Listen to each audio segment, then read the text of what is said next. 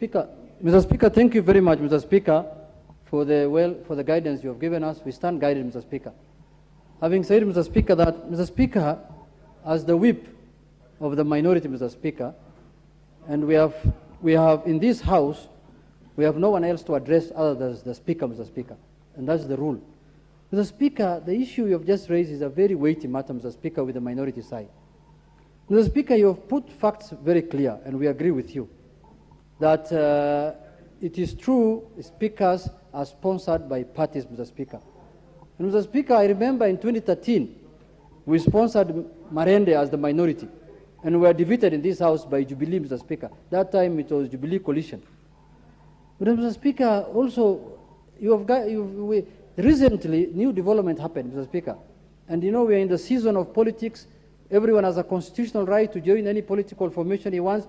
Mr. Speaker, in the last election, you were also sponsored by Jubilee Party. But Mr. Speaker, the records that are now available politically at the registrar of political parties is that you are the party leader of the Democratic Party, Mr. Speaker. And now that is not Jubilee that sponsored you, Mr. Speaker. And you have formed a coalition with Kenya Kwanza, Mr. Speaker, which is another formation outside Jubilee, Mr. Speaker. Mr. Speaker, we have never doubted your impartiality. That I can say it on record. We have never so far, until when we saw in a hotel in Karen, Mr. Speaker, signatures and ceremony happening, you signing as the party leader of the Democratic Party, Mr. Speaker, we started now feeling that surely we might not get a fair treatment in the House, Mr. Speaker. There might be no impartiality, Mr. Speaker.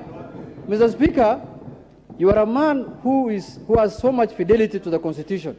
I can say that also without fear, because I have served under you or with you in this House for 10 years now, Mr. Speaker.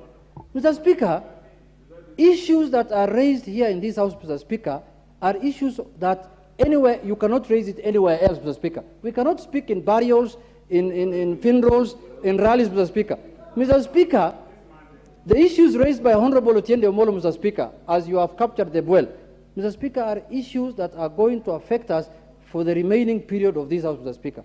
Mr. Speaker, if now you are the leader of the Democratic Party and a member of the Kenya Kwanza coalition, Mr. Speaker, and you are sponsored by Jubilee Party as the Speaker, Mr. Speaker, how are you going to balance those interests, Mr. Speaker? Because the people who are supporting you now and cheering you here, Mr. Speaker, are not even people of Jubilee, Mr. Speaker. These are UDA members, Mr. Speaker. These are Kenya Kwanza members, Mr. Speaker. These are the ones who are cheering you, Mr. Speaker. I don't know for what reason. Do they think that you are a speaker for now Kenya Kwanza? I don't know why Duale is so happy to when you are talking, Mr. Speaker.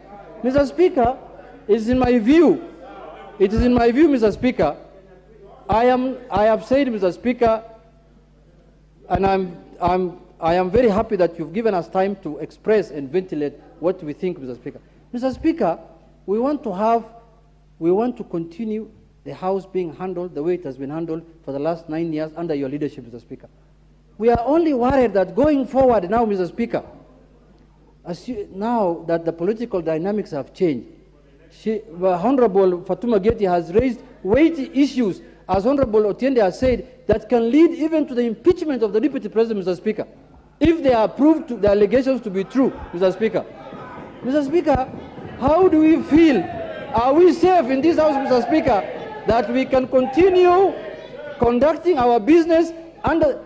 I am told, rumor has it that, Mr. Speaker, you are even being proposed to be the running mate of the Deputy President, Mr. Speaker. Rumor has it, Mr. Speaker. Rumor has it, Mr. Speaker. We support all that, Mr. Speaker. We have no problem with that, Mr. Speaker, honestly speaking. But, Mr. Speaker, this House must be impartial.